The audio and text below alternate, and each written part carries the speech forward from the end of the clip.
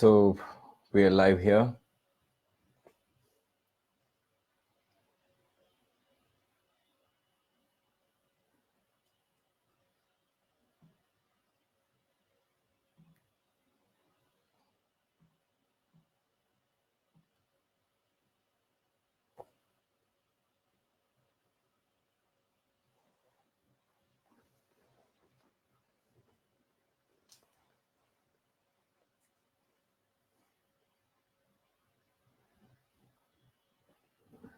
What's up, folks?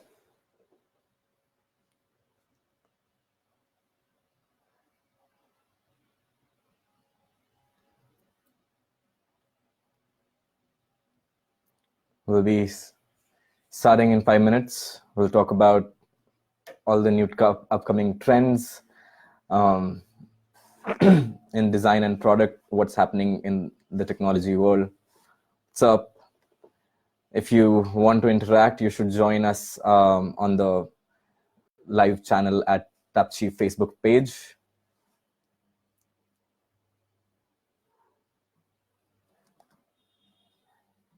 We'll be.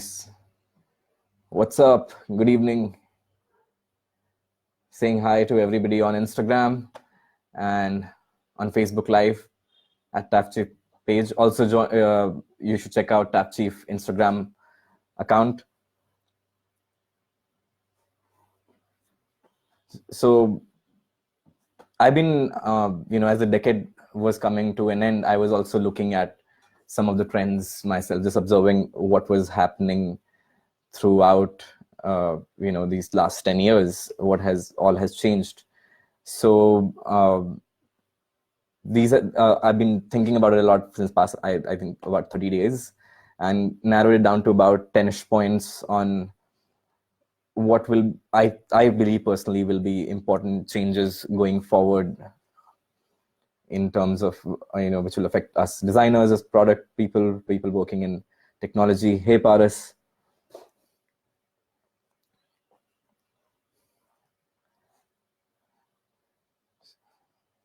So yeah, and these changes have, emerged over the years. And we'll talk about everything from, if you've heard the term neomorphism, to what's happening with 5G and Wi-Fi 6 coming in. This year, you are coming to our college, Jaipur. Okay, send me an invite.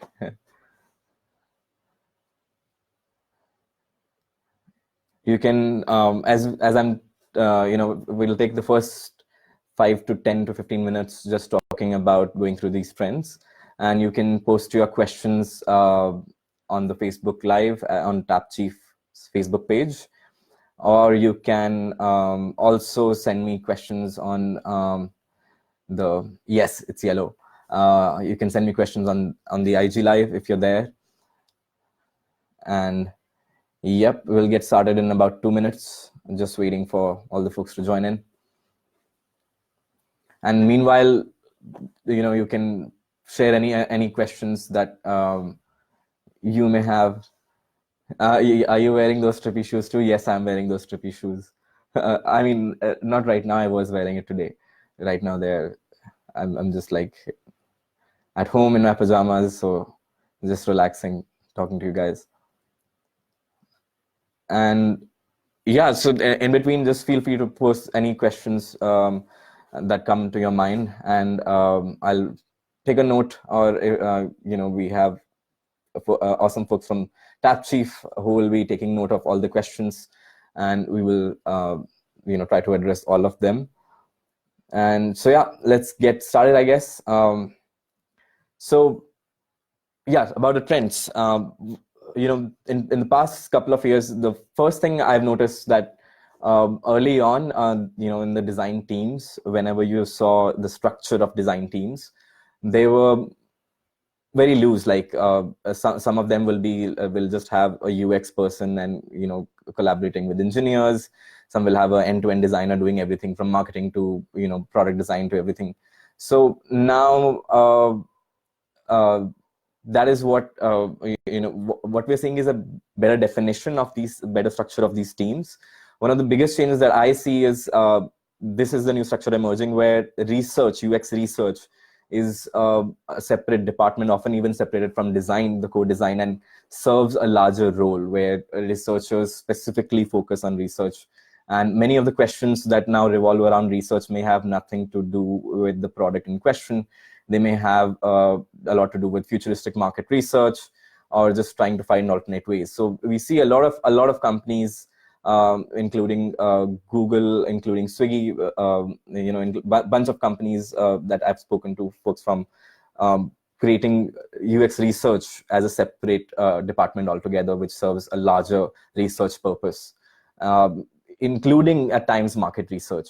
That's traditionally we have not seen market research being done by UX folks. It's been primarily a marketing or a product scene, but now we see more and more people from design and UX research getting aware about how market plays a big role in adoption of the product and behavior changes and other things.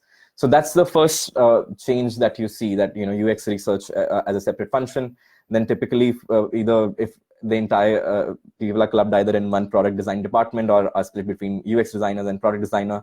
And then we also see a stronger trend in companies having a visual communication team members of visual communication designers in their team, or creating a separate team with visual communication designers on board.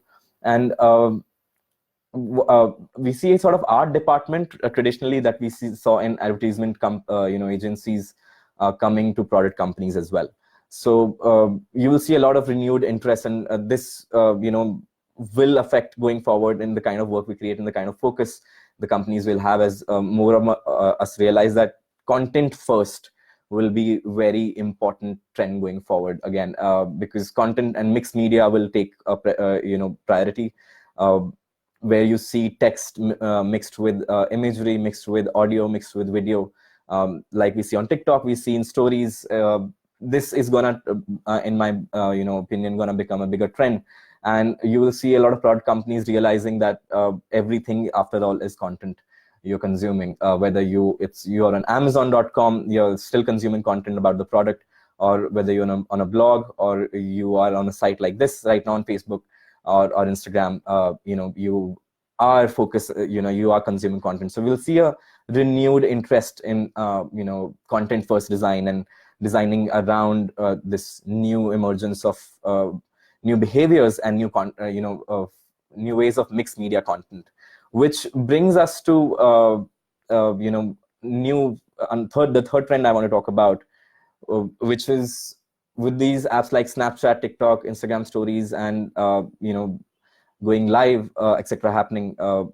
We will see these new behaviors and interactions emerge. Like TikToks, I personally believe is like a great tool to explore creativity, because you have loops on TikTok. Often one of the best TikToks that I've seen that are really engaging often have, you can just let them play on a loop, and it just makes sense, like a GIF, right? But this has music, and there are some brilliant artists on TikTok, just common folks like us, creating in 60 seconds, they create packed content, and that's where you see new ways of consuming information, really dense information will emerge. People will be used to interacting with what's going on the screen, whether it's a video, whether it's an image. The interactions, new kind of behavior and interactions will be approached, and that will be aided by all these trends, especially the one that we just talked about, as art departments and visual communication designers become a dominant force going forward, and companies realize that content first is very interesting. Like it's just the most obvious strategy to take. You cannot ignore how content is consumed, and the more you experiment with these various formats of consumption, then ultimately you will be able to either persuade people into buying what you ultimately are selling, or in case of Facebook or Instagram platforms, keep people engaged, as more platforms allow these mixed media interactions to happen. So already you see, like, interesting stickers coming out, from countdown to questions to polls, to 4-column things happening on Instagram Live and Instagram stories. And we'll see more of these experiments happen, where the boundaries between what's written text versus what's image and what's video will blur. We especially see with designers creating a lot of these swipeable, guides on Instagram, quick guides. We see tons of them doing rounds on Instagram. And initially, they were just, dribble like quick thoughts, not much depth to it. But lately, I've been seeing some really interesting, thought-provoking content coming on swipeable Instagram content. And that's where we see these lines blurring. Now, what do you call those swipeable things? Is it text? Is it Instagram post? Is it image? Is it a slide share kind of thing that you would, the slides you would share earlier? We can't tell. It's all mixed media. You can put a video in there, and then you can again come back to slides. So that's what we're going to see more and more happen. And the consumers will be very comfortable with consuming that sort of content, going forward as well. So we'll see a lot of new age e-commerce and content platforms emerging where mixed media is the new norm, and old platforms slowly shifting to this mixed media approach as well. So that is going to be an interesting trend, and we'll also talk about how these will affect us as designers in day-to-day activities, which is most of us work in product or services companies where we deal with either selling a product or getting a platform adoption. And this is going forward is going to be a very strong trend where immersive content and mixed media content, the new kind of interaction that you can have there are going to be core of delivery of whatever you're trying to deliver, whether it's a message about the features and benefits of your product or your service, or you're just trying to gain an audience as a blog or a content writer. So which also brings us to a very interesting technology development, and this is very important because we've seen this happen over and over, where about 15 years ago, this kind of live, even 10 years ago, this kind of live would not be as stable, would not be as predictable. If we said 8 p.m., you could not just take it for granted that 8 p.m. everything's going to go fine. But we have seen internet reliability improve over time. We've seen cameras improve over time on phones. Right now, the camera on my, where I'm going live on IG, using my phone on my iPhone is much better quality than the one I'm on with laptop, which is, it's just like how our devices have evolved and the network stability has evolved, which brings us to the second interesting trend, the emergence of 5G and Wi-Fi 6. Now, a lot has been spoken about 5G, but we're not going to get into detail of what 5G is. But what 5G means for technology, product, and design is that it's going to be much more stable connection, a possibility for many more devices to connect, and with very low latency. So you will see less turnaround time, you will see many new apps coming up where you will have, which were not possible earlier. For example, we saw Google launching Google Stadia, right? A gaming platform where the actual processing for the gaming happens on their servers and it's just live feed. It's not as, when it just came out, it wasn't as, great as they promised it to be. Most people were seeing a lag, seeing like 25 FPS on 1080p when they were promising 60 FPS 4K videos. So, but as we see 5G coming out, and over the years, not just in 2020, over the years as 5G actually becomes a reality, we will see these kind of platforms emerge where you can, because of this really low latency, you can have, you can have self-driving cars which are always connected. You can have devices which are actually always online. Things like online surgeries, which are very time sensitive, etc., will also be possible, which were not possible earlier, and that will allow new kind of apps to exist, new kind of content to exist, which did not exist earlier. And we already see this trend happening in terms of more and more live happening. And if you see the stats, even though live, I create YouTube videos, and those are tightly, I try to edit them tightly where there's no space for like all those pauses and weird movements. But those are tightly knit, but those have less retention rate and less engagement rate than going live and just interacting with the audience, because it's just more human to be live and interacting with somebody in this way. And we'll see what kind of new ideas and trends emerge because of the existence and because of this 5G and Wi-Fi 6 happening. And Wi-Fi 6 again comes back to this new technology where you can connect even more devices, have even better speeds, even more reliable connection, where you can finally, if you were still relying on gigabit LAN, you can start to let go of it, unless you are on 10 gigabit LAN, in which case, again, LAN will be faster.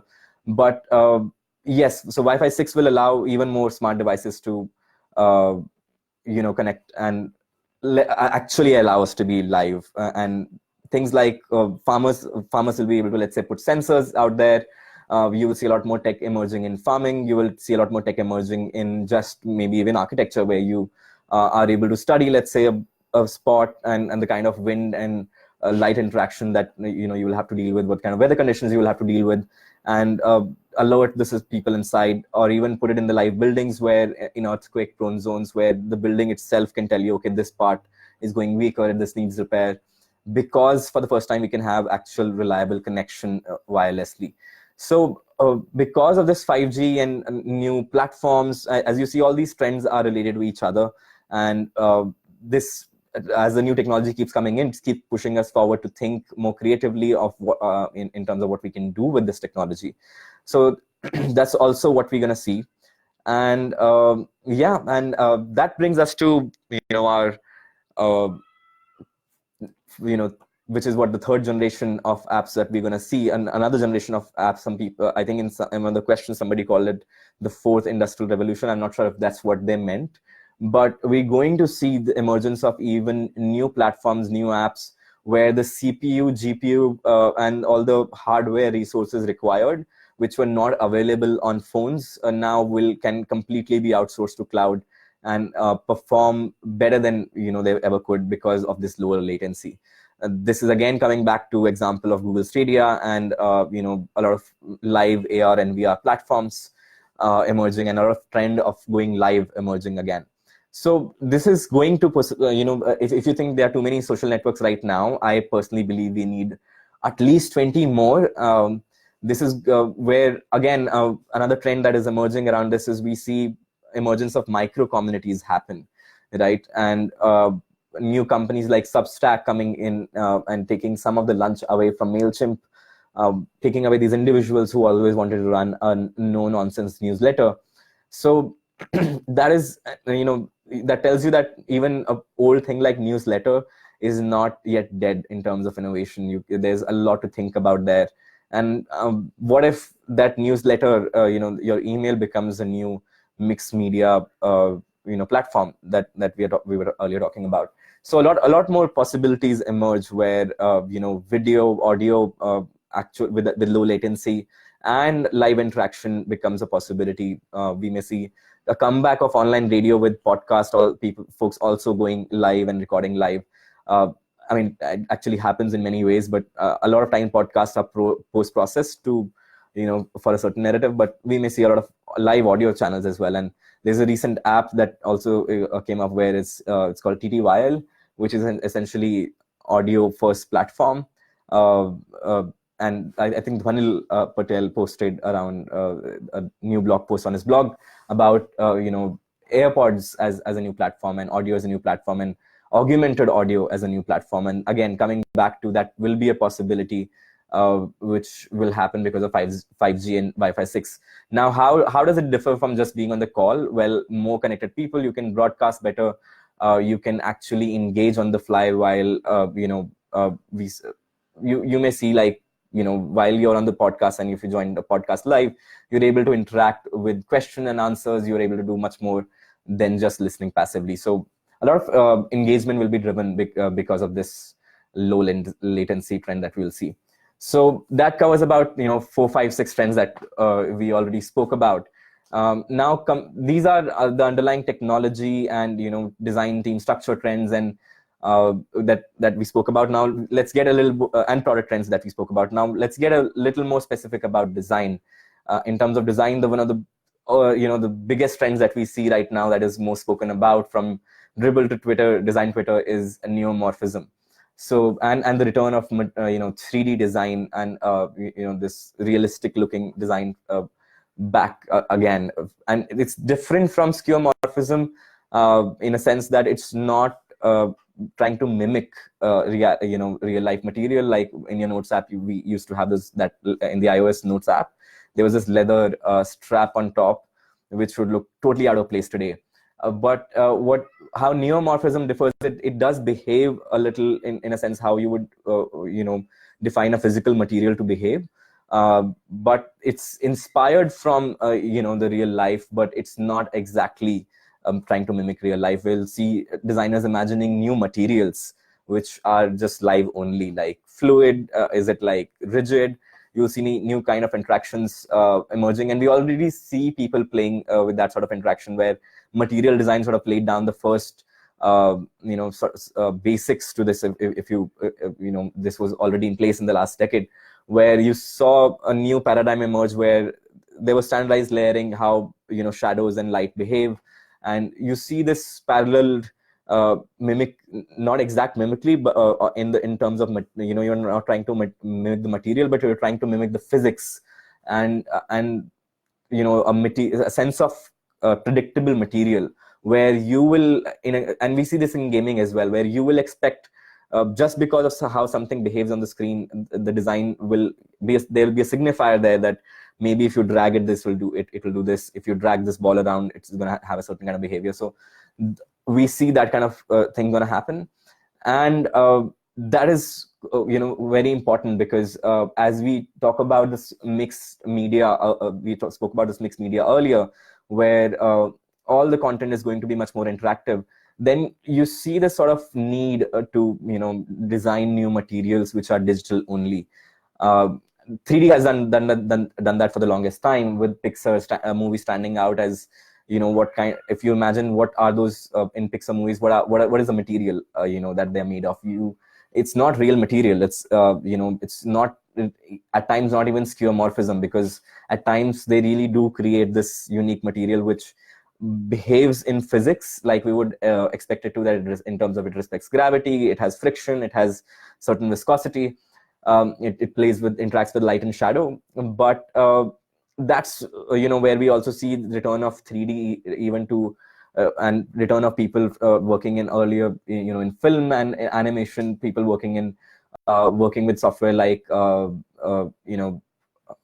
After Effects, etc., coming into motion design and really getting involved in UI, where even the motion design is designed around this new sense of neomorphism, where you're not just animating all these elements willy-nilly. There's a system, there's a design system behind all the motion graphics. I think one of the example that comes to my mind is definitely Cred. And I remember speaking to the team, Cred team, about this, where if you see the motion design implemented on Cred app, it's quite coherent. Like it's deeper than just general motion design, because there is a consistency of how do they approach angles. And this goes back to the ideas of filmmaking and 2D animation, where you really can narrate stories with just symbols, which abstract symbols, and that ability of mind to associate personalities and meaning to these abstract symbols moving around. Where, I mean, if you think about the games of 90s where they were 2D, our mind was interpreting them, Mario and Dave, to behave the way they were behaving. There was no 3D world out there, right? So mind has this ability to associate certain kind of behavior, certain kind of expectation, and a certain kind of narrative in the head, and using that to build new materials will be definitely the upcoming trend, which we'll see really play out over maybe a decade or longer.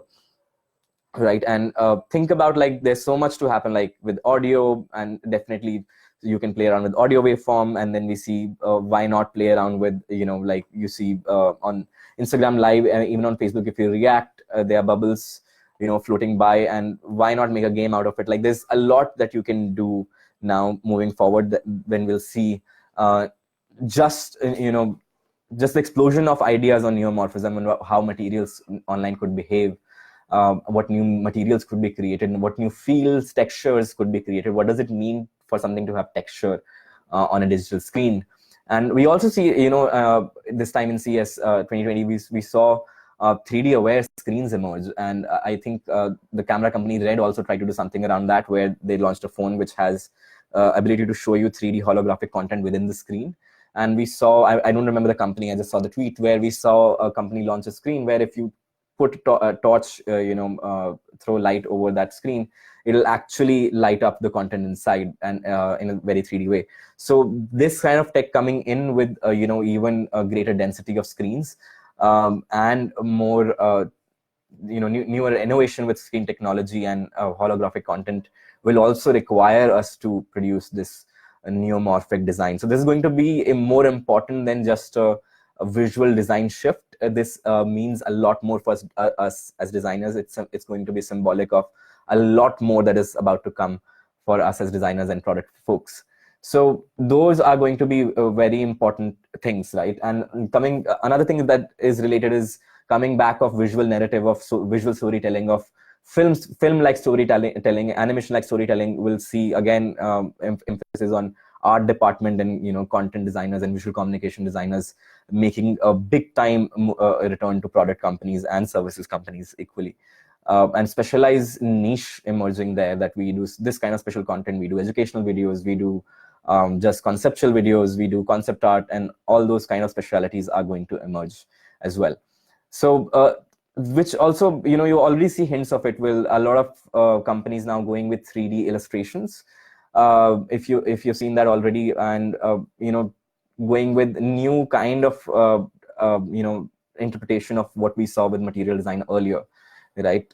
If you think about it, material design really is design. It is what it says. It's digital, an attempt at designing digital material which behaves and opens and has certain things in way which you come to expect of it. So apps designed with material design will be much easier for a generation who grew up on material design to interpret. And as we see, this may make the generation gap even wider, because we'll see new, completely unique digital behaviors emerge, which are digital only, and CUI like TikTok and Snapchat, which are really thought digital and mobile first, which have very little to do with our sense of physical awareness and how apps have been designed so far. And we're going to see a huge shift there. This is going to be very important in terms of how we imagine micro interactions, to how we measure friction in UX, how we parlay information, and how information is consumed by the consumers and our users.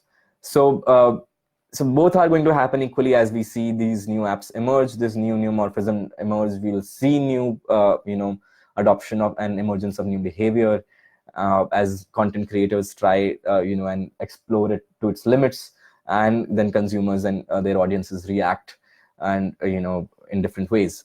So these are, again, like I said before, all these trends are tied together. They are all related.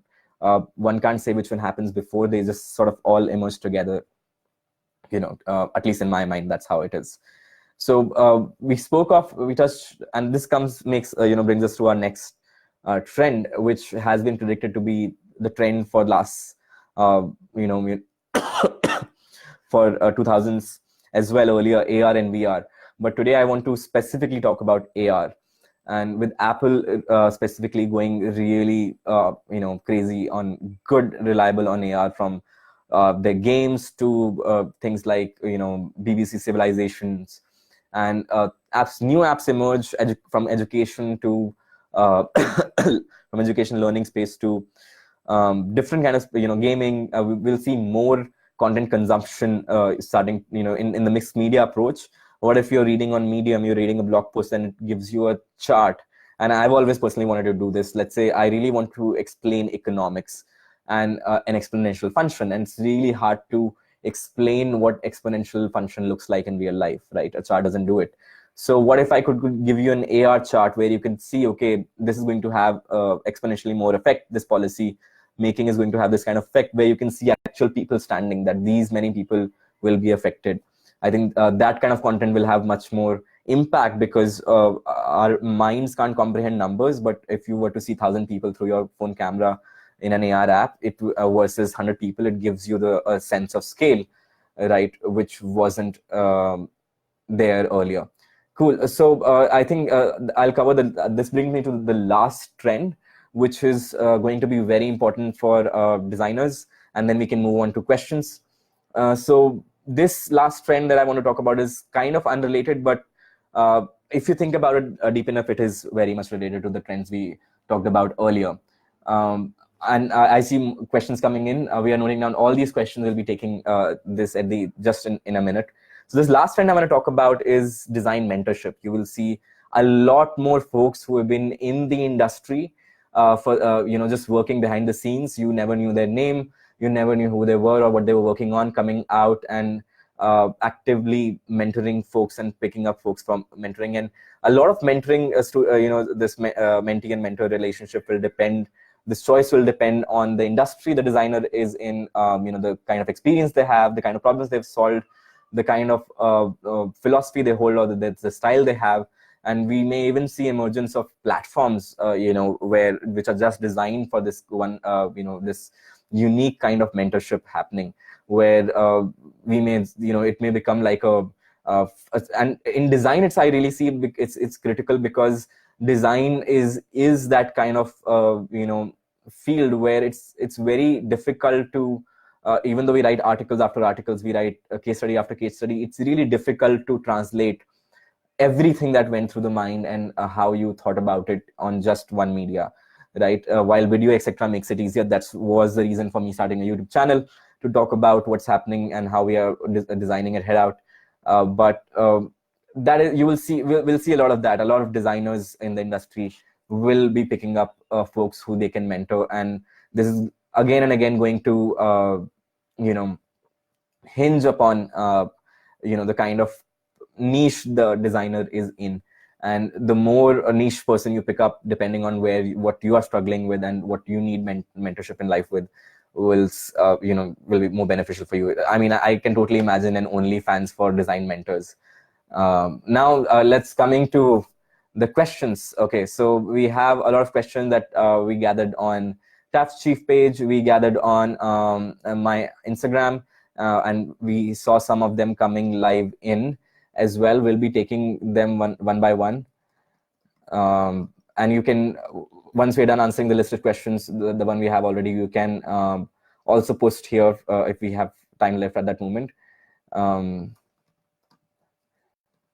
So let's start with first one. The first one is, what are some skills product designers must develop to be ahead in the design industry?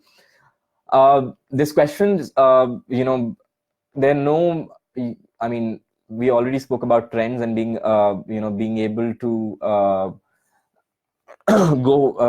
think in these new mixed media, fast internet, live connected internet format, and imagining this new world and interaction behavior around is going to be very important. Can you really think like a designer and design Alexa communication, for example? So things like that are going to be critical. But domain-specific knowledge, designers with ability to pick domain-specific knowledge are going to definitely outshine designers who do not think about it as much and purely focus on pure design things. And what is domain-specific knowledge? It's, let's say you're working in e-commerce, then understanding of funnels and understanding of the specific e-commerce domain that you're in. Let's say fashion is very different from food industry. Understanding the nuances of the market is going to make you really outshine in terms of what kind of products you can produce. So domain-specific knowledge, design-related field knowledge of psychology, knowledge of data, knowledge of product, knowledge of market, knowledge of marketing. All these are going to be critical flavors that you bring in as designers, and which makes you the unique, designer, unique force that you will be as a designer. So the more you differentiate your, and it's not so much about just going in one direction. It could be the fact that you have multitude of these tools in your belt, and that will make you go ahead in the design industry. And I think most of the leverage that you're looking for comes from self-awareness and your own ability to understand what you're good at and what people want to buy from you. So coming to the second question, taking one from Instagram, should a design student focus on getting an internship or develop more skills? They are not mutually exclusive. In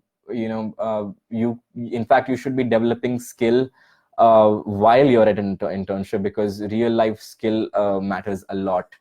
And okay, going to the second listed question here. How to stand out while applying for a job? Very interesting questions. How do you stand out while applying for a job?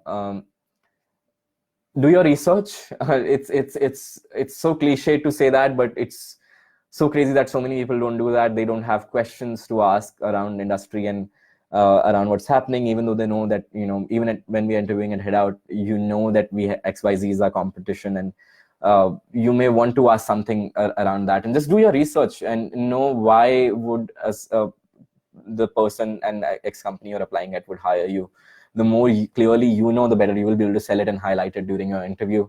And so do your research, and that will really make you stand out. Third question: how to transition from a product manager to a UX designer?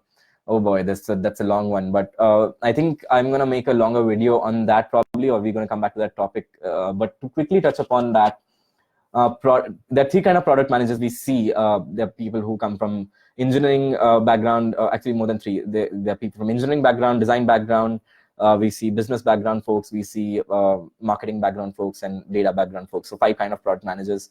So going back to your core competency and adding UX there, amplifying the UX part and understanding user behavior is going to be very important to transition to a UX designer from a product manager. And if talk to more customers, when instead of thinking about market and sizing of market, you focus on individual stories, individual narratives, and things of that nature. So taking another questions from IG: do you really need a degree in graphic design, or your portfolio counts more? Your portfolio counts way more. So generally, in terms of design and degree, design is thankfully a field where you don't need degree. Both will have their own struggle. If you have a degree, the expectations will be more. Your portfolio got to be even more solid. If you're self-learned, then you'll have to apply and more, and give a more convincing interview because you don't have a degree. That's the struggle in initial years, and both sides have their own struggle. But after, let's say, 2-3 years in the industry, it wouldn't even matter if you had a degree or not. And you can watch Nandini's interview, you can watch Hardik's interview and Arjun's interview on my YouTube channel, and see what they talk about it, because Nandini and Hardik didn't have a degree in design, and Arjun did, and both of their perspective are saying that it doesn't really matter. Your portfolio and your work matters way more.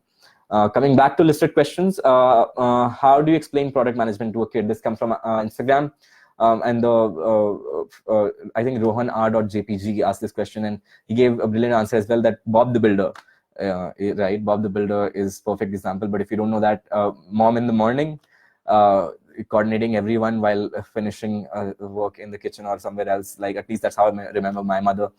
That's I think my easiest explanation that I could think of a product manager. So taking another one: I'm inclined towards illustration and graphic design, but I am confused between the product design and UX design. How to choose?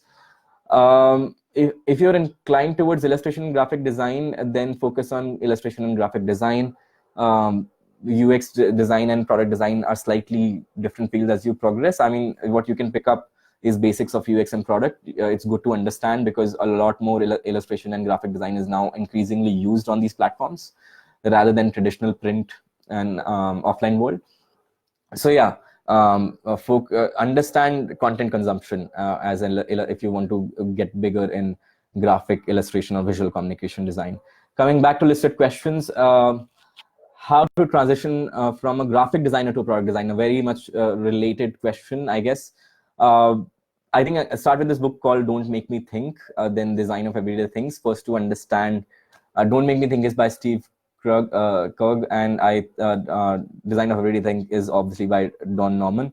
And these books will help you understand the foundation of how to think like a designer, and especially digital designer. And and just make apps, take use case studies, and just try to develop design and get feedback from, you can build prototypes. These prototypes apps are so good, you can yourself do user testing and understand how to get better as a designer. We'll be taking one question from the comments. What are some skills product designers must develop to be ahead in the industry? I think we already took that. Should a design focus? Yeah, I think we already took that. Do you really also took that? Product management toolkit also took that. Okay, so taking another one from Instagram: what are some good and cheap university outside India for design to give good scholarship. Unfortunately, I am not aware of too many design colleges outside India, but I think you can reach out to, I think, Nitish Yadav on Instagram, and that's his handle, Nitish Yadav. I think he knows a lot more about foreign design universities and courses, and he will be happy to answer your questions. Then we have, what would you recommend during a master's in design or working? I think first work, and that's true for any masters today. First work and know what your limitations are and what your specialties are. Then when you go back to masters, you know exactly what you're looking for, right? Do your MBA or masters after working for a bit. It's all, you will know how to get what you want to get out of that much better. And yeah, taking another listed question, what is expected from a product person to know about design? You're expected to know UX side of things, how user behaves. You're expected to have a good sense of design, good sense of understanding of how interactions happen.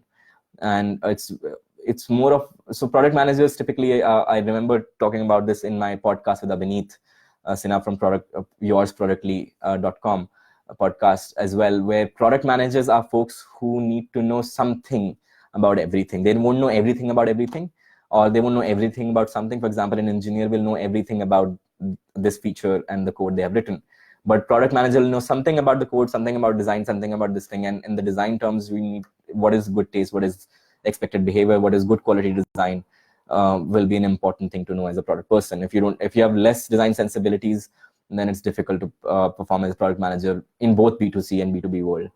What is your advice for beginners in design? What should they do and shouldn't? Do everything, and just don't do free work, in terms of where people have competition, logo design. I mean, spec work you can do at times, actually. If there's no other opportunity coming your way, at times you have to do that. I've done that myself. But try to focus on understanding why behind your work. And another thing that beginners miss out in design is in trying to defend their design and make their design, convince themselves about others and themselves about the goodness of the design. They tend to forget to think about the limitations of the design, and that's an important distinction between junior and senior designers, that senior designers are much more aware of where the designs break down than where they work, because that's just very important. So coming to another question, what are some things to do initially when you join in a design team, specifically for as a UX, UI, or product designer? This is very important. My favorite thing to do is go through support tickets, go through NPS comments, read what the customers are talking about. If you have video testimonials, go through that. If you have recorded sessions, go through that. Just consume what the customers are telling you, right? In support tickets, it will open up the business and the workings of organization in a magical way. Like, there's no other shortcut that I know of that is as brilliant as going through support tickets, NPS comments, and recorded sessions of your users in the first 4 weeks of you joining as a designer, and have loads and loads of interaction. Ask a lot of questions. Don't think you'll be people think you're stupid for asking questions, because that's your job, to ask questions. That's a big part of being a designer. So multi Pune H design ka, I'm not sure that. I'm just gonna scroll up and see any other question that I missed out on IG. No, not here. And I see some folks requested to go live on IG, and we'll try that at the end once all the listed questions are answered, and if we still have time. Okay, another question that I missed out. Do you foresee design helping us out in differently abled and senior citizens? Yes. Inclusive design is going to be like a no-brainer. It's going to be it's not going to be optional anymore. Even though we see bigger screens, everything happen, but older folks, differently abled folks, are going to see, we are going to see much more innovation and much more thinking and specialization behind designers who are capable of handling that sort of work. And we see even in my small features and tools, like in Figma, one of the first tools launched was contrast ratio calculator. Contrast ratio calculator is just if you have certain color text on certain background, how like the contrast makes it more or less likely for certain sort of folks with certain disabilities to be able to read that. We also see plugins coming with to help you see how different colorblind people will see your design. So a lot more focus is going to be there, and with places like EU putting this in the law that you can't have not accessible websites if you're selling in their area, then definitely like it's going to be required by the law. Another question that came in: how do you think career after interior design undergraduate can bring in product design? What areas can we take for the project? I think one of the most obvious things to pick up there is help maybe take a product design for, let's say, a furniture company, e-commerce furniture. There's Rentomojo, there's Forlenco, there's so many companies which sell things around interior design and will benefit from an interior designing understanding how to sell these things, right? That can be one idea. But honestly, just there is no shortcut to doing, right? So take a problem statement and try to design a digital or I'm guessing when you say product design, digital product design around it. And if you're talking about physical product design, then I think the most obvious thing is to take the daily objects, which are actually the hardest to design. There's 3D printing world coming in. There are a lot of designers and makers. You can look at the maker community as well. If you're talking about physical product design, the maker community has a lot to teach in terms of nuances of physical product design. And taking and seeing if we have any more questions. Okay, then going back to the last bunch of questions left in this listed questions. If a product is massively scaled, like example Ola Swiggy, how should the user testing process be done? Again, it becomes a mix of qualitative and quantitative analysis where you need the kind of sample you draw becomes even more important. You need to have a good population which is representative of your overall user base. So the avoiding selection bias becomes even more important in user testing at that scale. You should definitely look up selection bias. That's one of the most important data biases that you should be aware of. Okay, some more questions on IG. Your views on interaction design in today's product. I think that's a little generic, but I think I already spoke about the new trends emerging. I think we're going to see new interaction design emerge with new kind of content platform like TikTok, Snapchat, new kind of interactions on Instagram coming up. And the live question: what if a partnership is wrong and he is technical and I don't belong to technical background? I think I'm not sure if I understand the question. I'm guessing you have a co-founder who's expect you to be technical and you're not technical, then either become technical or kill the partnership. I think that the answer there is kind of obvious. Hit me up again if I got your question wrong. Suggest a good course and tools which can help design a logo. I'm not aware of the course.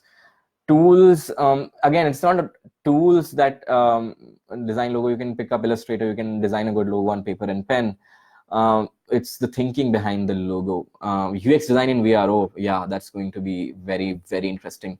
And we will especially see that with neomorphism taking a very 3D world. Imagine like in VR, we definitely need neomorphism or some version of neomorphism, and understanding, creating new nuances in UX in VR is going to be very important, where we are again going back, UX designers then are going back to go to 3D designers and understand how to think about the XYZ axis. You can save this live video. I have exam tomorrow. Okay, cool. Yes, we'll be posting it. TapChief will be posting the video on their YouTube and on their Facebook, and I will be posting a clip on my YouTube channel as well. So make sure you subscribe to TapChief and join their Instagram or their Facebook, and you join subscribe to my YouTube. Another question that I missed there was how to get an internship for UX design. Have a portfolio, do some case studies. I have a video on my YouTube. You can search on my channel, which is how to get UX career in UX and design without a course, and that talks about how to initial steps of how to get an internship. But quickly speaking, pick up some problem statements which are easy for you to research on. Do case studies, publish them, use that to apply to internships. Whatever you do there, make that into case study again, and that's how it works. And 4 years of UX design is worth it. 4 years of UX design, I mean, depends on if you love UX design. I've been in UX for the longest time, and it's totally been worth for me. I'm not from technical background, but my partner is unfocused and belongs to technical background. What is the solution? Have a conversation with your partner, and to talk about this concept I love, which is I statements. Don't focus on blaming, focus on, I feel this way, that this is what we could improve. When you focus on what you feel, you don't threaten the other person, and it's an easier conversation to have. And if after the conversation the partner does not improve, then you have to break apart that partnership. Is Headout hiring? Headout is hiring. Yes, we are hiring product design folks, and right now visual communication designers is one of the open positions, and UX researcher is also another open positions in Headout design team. We're also looking for product managers who specialize in ops heavy products and who specialize in B2C products, especially if you have background around travel or experiences, that's added bonus. How can we get an internship in UX design in Pune? Simplest trick: go to LinkedIn, go to AngelList, or go to Twitter, go to these threads and search for companies in Pune. Sort them by, there are many tools, search tools in LinkedIn. You can find specifically in companies in Pune hiring for UX designers. Pune is also a growing startup field, so it should not be very hard to find an opening, but again, it depends on your portfolio whether you get hired or not. So we have last 9 minutes left. We're gonna try to get as many questions as possible. I'm shifting to UX industry after taking a year of break from industrial design to learn UX online. Wow, okay. I'm finding it quite challenging to find a job in UX without prior experience. Any suggestions? Have case studies. As you're studying, pick up one problem statement that you encounter in life for which it's easier to find people to research for. That is a very interesting criteria, and just do a case study. Even if you do a case study or a white paper on that problem, that this is my understanding of the problem in UX, you can get into UX. Again, like the nuance of UX is in ability to listen, in ability to observe, in ability to just observe till your biases die down and all you observe so purely that you start to see what you were ignoring earlier. So that's at least the part of UX research. And the art of UX design is really in information architecture and in the art of reductive thinking or first principle thinking. So master these things, and your case study should display that thing, that you are able to do that. So yeah, I mean, you could just, we have like gotten, I have personally interviewed UX designers based on their blog posts, because the blog posts displayed their ability to understand user behavior and communicate it well. Can a student from 10th grade get a design work from home internship? I'm not sure about. Freelancing for sure you can get, because in 10th grade you don't have, I mean, summer internship you could get. Try your local startup. I mean, there are folks in technology are less biased around age, so you should be able to get something. Do you have any favorite design teams, companies in Delhi NCR? I mean, Zomato is an obvious one. No, I don't know of many companies in Delhi NCR. Zomato is the biggest one that comes to mind. Well said, thank you. Let me know what you said that about. Everyone is looking for folks with minimum 2-3 experience. So what about freshers? That is an interesting problem. Honestly speaking, I would say ignore, if when you're applying, ignore. This is where to stand out. If you do the research properly and you really think you're a good fit there and you have a relevant case study, reach out to designers on LinkedIn and Instagram and Twitter from that team, especially design managers and hiring managers, and ignore the requirement if it says 2 to 3 years. Sometimes it's just template copy pasted. So yeah, I mean, you just apply, and at times people with just 1 year experience have more relevant work than people with 4 or 5 years of experience. So yeah, that experience part is often a soft requirement in at least startups and young technology companies. If you were looking at TCS or some banking or traditional companies, then they take their years of experience very seriously. Yes. Coming to Uber Eats interface, what are your thoughts? I've stopped using Uber Eats a very long back. I don't recall much about it. No specific thoughts. Yeah, not sure. I remember reading one interesting article from design manager at Uber Eats about their design process for research about this video I'm making around design processes. Uber Eats sucks big time, man. Okay, you have opinions coming in already. We have some more questions left from the list, and we have last 6 minutes left, so I'm gonna try to cover all of them. Typical tech stack to begin with for portal and mobile app: Node.js, and I don't know. I didn't like. I think even lower level programming languages started coming up with live sockets, web sockets. So honestly speaking, I may not be the right person to answer this question. You can reach out to who can answer this question for you? You can reach out to Akash Goyal on Twitter or Instagram. He may be a better person to answer this question. He ran CheapAss for the longest time. And yeah, so we're gonna start wrapping up in 2 minutes. And just last two questions that we're gonna take is, what is the basic okay, this is a very long question. Yeah, this is my favorite question that I want to pick the last. In case where we don't have enough financial bandwidth, how do we manage to balance actually sustaining our other liabilities while implementing a product? I'm guessing this is the specific case where your product is not making money. So your things are coming from somewhere else. So yeah, I mean, you're going to, if your product is not making money, then you're going to not have resources. So focus on what's making money. If sales is making money, let's focus on sales. Yep. Last question is, yes, Amazon interface is a mess compared to friendly Flipkart. People have a lot of opinions around Flipkart and Amazon. This is, and as a designer, often in interviews, people, this question comes up, that what is your favorite app, Indian app, and is Flipkart or Amazon over the one over the other? And for a designer, it's important to be able to explain exactly why you think Flipkart is better than Amazon, because you're not just an average consumer. And so if you do bring your preferences to interview, when somebody asks you, hey, what's your favorite app, or which app is design you like, it's more than about your personal preference. You can have, you can like any app, you can which the interviewer doesn't like, but are you able to explain your rationality and thinking is going to be way more critical than anything else. So those were, folks, all the questions we were able to take. This was awesome fun. Probably should do more lives. Let me know if you think we should do more lives. I'll be doing it on my IG, and any other question that I've missed out, you can reach out to me on DM.